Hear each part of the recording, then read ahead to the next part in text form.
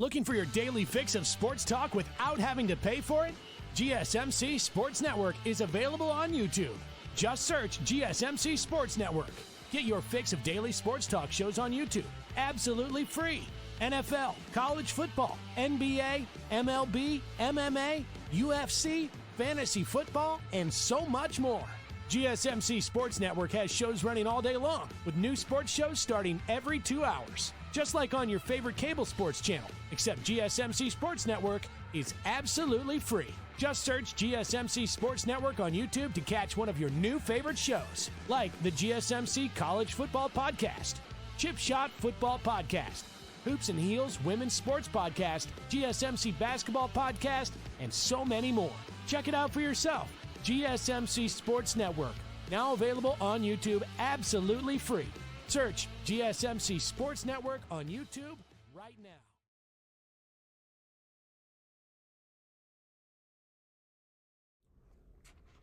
Welcome back to the GSMC Dead Ball Sports Podcast, hosted by GSMC Sports Network. I'm your host, Nolan Jamber.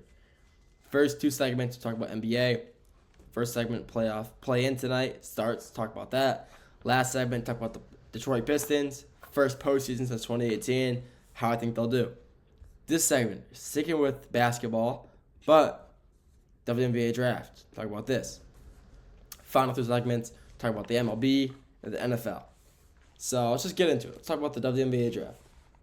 The WNBA Draft happened last night, and I followed the first few picks. I want to see where some of the big name players went. And I'm not surprised to see that Paige Bueckers was the first overall pick. Paige Bueckers, the best player in women's college basketball this year, deserved to be the first overall pick. And she was selected first overall by the Dallas Wings. And that's a team, that the first overall pick for a reason. They weren't very good. I'll tell you that. They were not a very good basketball team this year. And they deserved to be, she got there. She got the first overall pick, and that's a huge accomplishment for her. She was the best player in college basketball when she was healthy. She took them last season, to another championship, got her first championship when she was a freshman, when she was healthy. She also took them to a championship. They lost, but still, Paige Bueckers is the best player in college basketball, women's college basketball, and deserved to be picked first overall by the Dallas Wings. Second overall pick, a name I'm going to butcher. It's a French girl, Dominique Melians. Sorry, I cannot pronounce that. It's French. I definitely butchered that. But she was part of the Seattle Storm. And Seattle Storm, again, also aren't a very good team from what I've seen so far. A team in Seattle that, by the way, an NBA team needs to get to Seattle. They need that. But let's talk about the WNBA, not NBA. But, she's a French big. She's like, her NBA comparison is Victor Wembanyama. So, I thought it was good. They're getting a good, comparison like that. So she will be a big help for these teams. These first overall picks, like first 5 picks, are always huge helps to whatever team they go to, no matter the sport. NFL, NBA, MLB, they're always huge helps. And this girl from France will definitely be a help for the Storm and their big play. Maybe, I feel like the WNBA takes a little while. It takes longer to rebuild than some organizations. But I definitely think this girl, this Dominique, will definitely help them rebuild faster. Third overall, the Washington Mystics. Sonia Citrin from Notre Dame, a great guard. She was one of the best guards in the draft available, and she got snagged away pretty quick by the Mystics. She helped Notre Dame. They didn't make it too far into the Women's March Madness, unfortunately, but she was a great player. She helped them win games a lot this year. She was on ESPN a lot, just being posted just from her play. She got compared a lot to, other big name players in the NBA. She's compared to the Jalen Brunson, just some really shifty guards. And she was picked up by Notre Dame, or by the Mystics, because of her play like that, because she's shifty and she's pretty small, but she can make a lot of plays when needed. Fourth overall pick, again by the Mystics. They had back-to-back third, fourth overall picks. Kiki Ifrin from USC. When Juju Watkins was out, Kiki was the next in line. She was the girl to be for the USC. She led them through the playoffs since Juju was out. She was the reason they made it to the Final Four. Unfortunately, they did lose in the Final Four, but she was a huge help. I mean, with Juju being out, she was the second person up. She led the team. She made plays when they needed them to. She was just a really good help for the USC team, and she was a huge reason they made it so far was because of her. Juju obviously was still there supporting them, but she wasn't on the court to lead. And Kiki was that girl to lead, and she's the reason. There's a reason she went 4th overall pick by the Mystics again, because she's that good. To the Golden State Valkyries, Lithuanian girl, so I'm going to butcher her name, I'm sorry. Justi Joyti.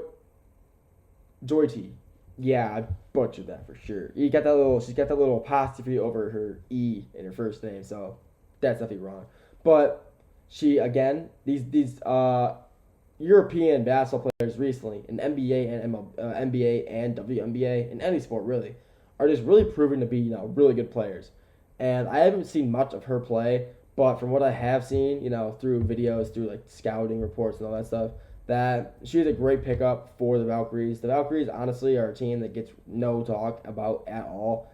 And they're a very small market. Even in Golden State, they're a small market team. And Justy will definitely be a reason that they can, gain more traction. She's going to be a huge help throughout the season for them. Then the Mystics, again, they have 3 picks in the top 6. 3, 4, and 6. So this is the year, they're really good this year. We'll see. But then you got Georgia Ameri from Kentucky, a big. They got another big, and because Kiki, like I said, she was like a forward, and she wasn't really a guard. And then Georgia was, she's a bigger. She's a power forward / center. They had her playing around a little bit in Kentucky, but they also didn't make it too far in the playoffs, March Madness. But she was a reason that they also did make it after all. SEC, is good in a lot of sports. Women's basketball is one of them. And Kentucky, they were a really good SEC school, a really good women's basketball school this year, and she was a reason that they were so good. She's a great player for them, a great player for them in the March Madness, regardless of how far they went. She was a great help for them. Then we got 2 back-to-back Connecticut Sun players, 7th and 8th picks. For the 7th pick, from the Suns, out of LSU, I'm going to butcher this one as well. Anshria Maru. I got that right, actually. Surprise. Guard at LSU, played with Van Lith and Angel Reese 2 years ago when they were all together, and she was like the 3rd best player on that team behind Van Lith. Even though Van Lith didn't even play that good when she was at LSU, she was still that good of a player. And her compared with Angel Reese and Van Lith, it was a great team. And Maru was a phenomenal player for them as well. She was a shooting guard, and she shot. And when Van Lith wasn't shooting, it was her. And she was a great shooter for the LSU team, and a great reason they made it to the women's basketball finals and won. Like I said, for the Sun again, at the NC State, Sonoya Rivers, a forward out of NC State, going to the Sun. When you're getting a guard forward combo, back-to-back picks in the NBA draft, it's always a good thing. Having a good dynamic, guard forward dynamic, connection is always good. Setting screens off ball, rolling off picks. I mean, it's always good to have. And these two together can be really good for the Sun this year. And I'm excited to see how they perform this year with these picks, how they can rebuild and become a better team. For the Sparks, pairing up with the girl out of Stanford last year, you get Sarah Ashley Parker out of Bama. I mean, there's another guard. So you're pairing up with Cam Brink out of Stanford. Cam Brink, she's back. She's back this year, and she's going to be really good. She played good her rookie season when she wasn't hurt, and then she's back this year, hopefully. I don't think she's going to start off the year, back. She's going to progress her way in. But having another guard out of Bama, like I said earlier, Bama is part of the SEC, and the SEC has become really dominant in basketball, both men's and women's. And getting a good guard out of Bama is always a good thing. Bama guards tend to work out in both leagues. Brandon Miller for the Hornets, that's an example. She's going to be very helpful for the Sparks coming forward, because having Cam Brink, when Cam Brink was healthy, they were one of the best teams in the WNBA, and with her coming back, plus this young addition of a new shooting guard, they're going to be really dominant this year. I'm looking forward to see how they do. Then, for the back-to-back Chicago Sky picks, the 10-11 picks. First pick out of Chicago Sky, Slovakian girl, so I'm going to butcher her name, Joya Savuchka. Yeah, I butchered that. But she's a forward out of Slovenia, And like I said, these European basketball players are becoming very good at, basketball. Basketball has become a very well-respected game around the world now. A lot of countries are playing it, and a lot of, foreigners are coming to the U.S. to play WNBA and NBA. And they're really making a name, really making a mark for themselves, too. The past few MVPs in the USA have all been foreign. Not a single one has been,